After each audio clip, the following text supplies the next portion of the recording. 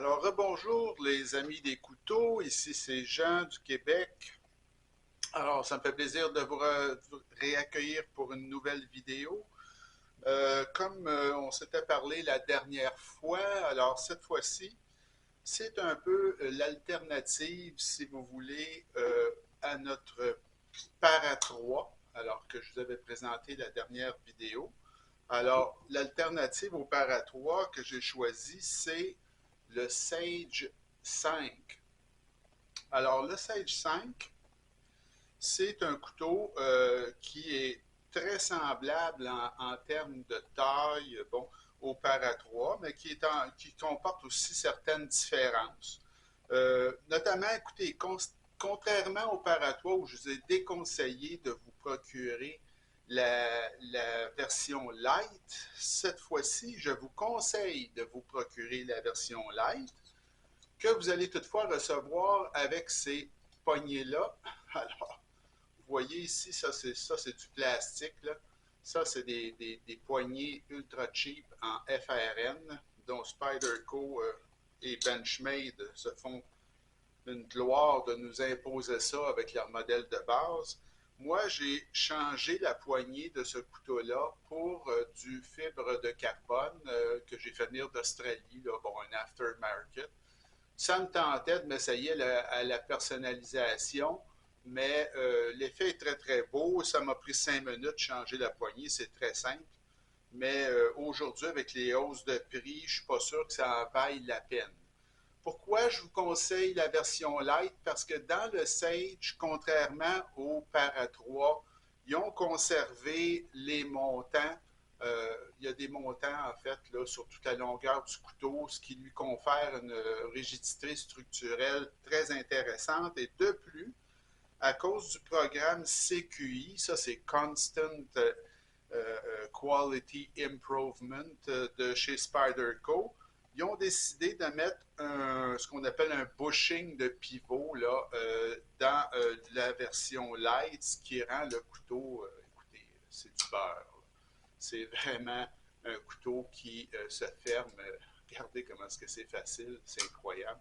Donc, ça, il n'y en a pas de bushing de pivot.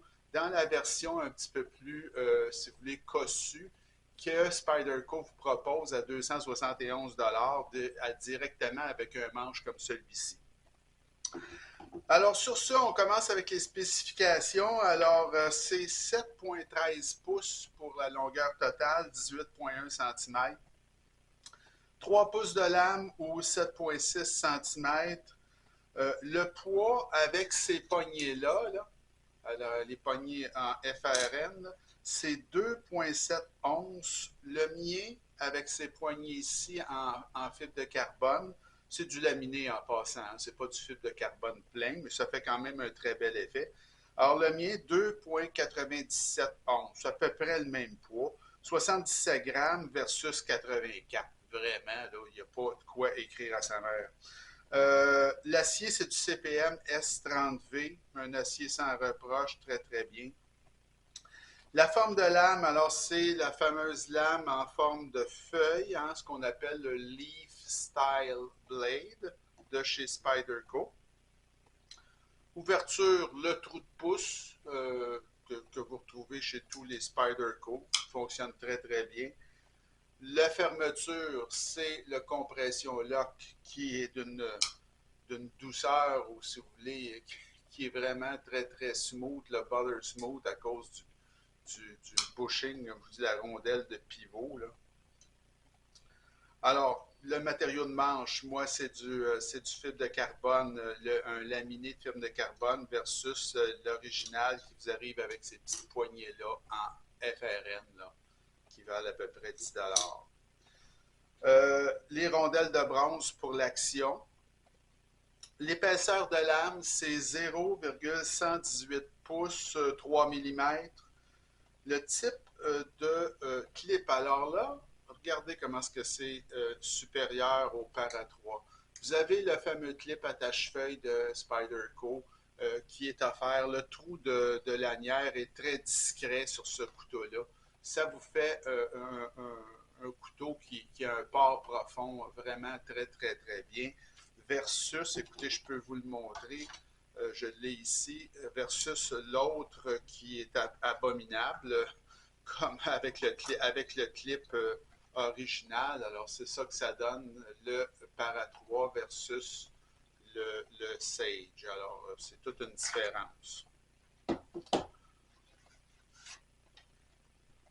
Alors, au niveau de l'épaisseur de manche, alors l'épaisseur de manche sur le Sage, c'est 0,41 pouces ou 10,3 mm et la largeur fermée. Alors ça, c'est un Spyderco, c'est toujours très épais les Spyderco. 1,59 pouces, 40,5 mm. Ça, c'est un couteau qui est fait à Taichung, Taïwan. Et j'ai payé 155 il y a 7 mois. Aujourd'hui, ça se vend avec toujours nos belles poignées en FRN, ça se vend 206 Donc, c'est vraiment malheureux. Les prix ont explosé. C'est bien dommage. Moi, à l'époque, quand j'ai fait ce changement de poignée-là, ça en valait la peine. J'avais le goût de m'essayer à la personnalisation. C'est très simple, comme je vous dis, dans le cas de ce couteau-là, attention. Dans d'autres couteaux, c'est beaucoup plus compliqué, notamment les Benchmade. Mais dans ce cas-là, c'était très simple et ça en valait la peine financièrement parce que cette poignée-là, je l'ai payé 80 donc, ça veut dire que mon couteau me revient à 2,35 versus à peu près 2,75 que Spyderco vous charge pour avoir la version directement. Donc, je sauvais un petit 35 à peu près 35-40 aujourd'hui, ça ne vaut plus la peine. L'évaluation du Sage 5, Sage 5, donc toujours pareil, 9 et plus exceptionnel, 8 à 9 excellent, 7 à 8 bon achat, 5 à 7 un achat moyen, moins de 5 on ne touche pas à ça. Le design, c'est un design de Sal Blesser, c'est un très ancien couteau, hein, c'est la 5e version de ce couteau-là, le Sage 5. Moi, je trouve que c'est un design qui est très, très beau, qui est remarquable. C'est très solide. C'est un icône, ce couteau-là. C'est très élégant, contrairement au Para 3, là, moi, je trouve que c'est beaucoup plus élégant. Donc, j'ai mis un 9,5 sur 10 pour le design. Les matériaux S30V, les rondelles de bronze, compression lock, le clip de port profond, fibre de carbone dans mon cas, et le pivot, le fameux bushing de pivot, il ne faut pas oublier, qui est une caractéristique de couteau qui, d'habitude, on retrouve cet élément-là sur des couteaux beaucoup plus chers. 9,5 sur 10 pour les matériaux. L'assemblage présentation, alors présentation, c'est la boîte standard de Spyderco. L'assemblage est tout à fait sans reproche. Taichung Taïwan est reconnu comme le top, si vous voulez, au niveau de l'assemblage. La lame est parfaitement centrée de ce couteau-là. Vous voyez, c'est la perfection. Donc, c'est très solide. Il y a de la squelettisation des montants aussi à l'intérieur pour couper sur le poids. J'ai mis un 10 sur 10 pour l'assemblage. C'est vraiment exceptionnel. L'action est incroyable, comme vous pouvez voir, là, c'est fall shot complètement. Regardez, vous ne pouvez pas avoir plus fall shot que ça, à cause du bushing de pivot. L'action à une main est hyper facile et sécuritaire. Écoutez, il n'y a pas grand-chose à ajouter. C'est un 10 sur 10 pour l'action. Le poids, ça aussi, écoutez, c'est formidable, même avec cette poignée-là, sous la barre des 3 onces. C'est un poids plume, ça en fait un des meilleurs de l'industrie. Encore une fois, un 10 sur 10, on ne peut pas faire autrement. L'ergonomie est excellente. C'est un Spyderco, comme toujours, c'est une de leurs forces. Vous avez la position avancée, vous avez de la dentelure sur le dessus. Écoutez, c'est un couteau qui n'a aucun hotspot, contrairement à notre Para 3 qui avait un petit hotspot pour la grosse clip. Lui, il n'en a absolument pas. Donc, c'est vraiment parfait comme couteau de port quotidien, là, ce qu'on appelle un EDC. J'ai mis un 10 sur 10 pour l'ergonomie.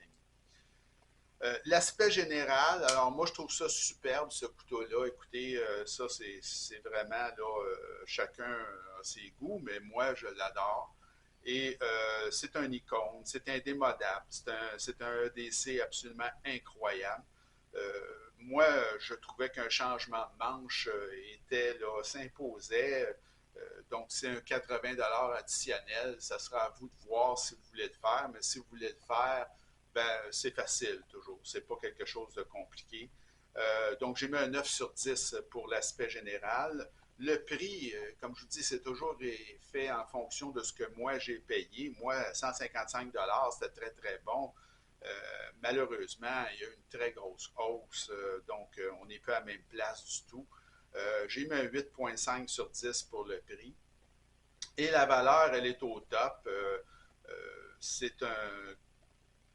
C'est ça, contrairement, comme je vous disais au début, au Para 3 Lightweight, pas celui que je vous ai montré, mais le Para 3 Lightweight n'a pas de montant. Lui, il a ses pleins montants en acier, ce qui lui confère une très belle rigidité.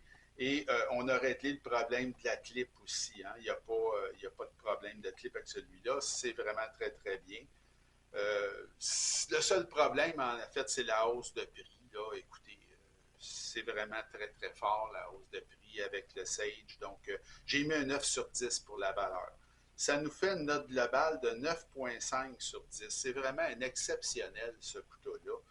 C'est, à mon avis, un DC qui est supérieur au Para 3, mais ça peut être mon goût à moi.